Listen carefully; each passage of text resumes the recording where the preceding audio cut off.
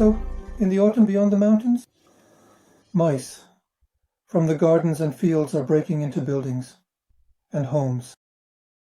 If you've spotted a mouse, God forbid, the simplest and most effective way to catch it is, for this you need a plastic bottle.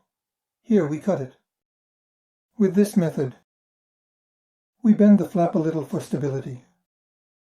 We put the bait here and set up the jars. Now I will demonstrate it to you. What does it look like? As bait, you can use just about anything. I'm using lard. The most proven, reliable method is fixed very well. Bait.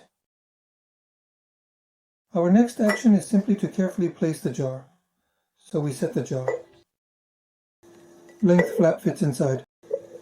And carefully, we secure it so that it doesn't fall, balancing the mouse. The mouse usually comes in carefully. It goes inside the jar, turns around, and grabs the lard. At that moment, the mechanism is triggered by the mouse, which ends up under the can. But I will say one more thing. I will add before I put the jar, because when my husband gets caught, as a rule, she gets caught. At night, you need to put a jar underneath. Even something tightly cardboard will not work, or something plastic, or glass, or metal, since it is in the place where the mouse will be.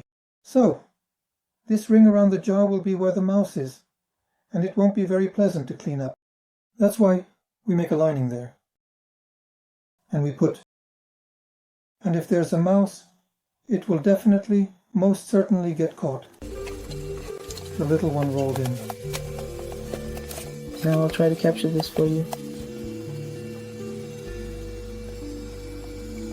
Bluish color is a colorful. Myszko.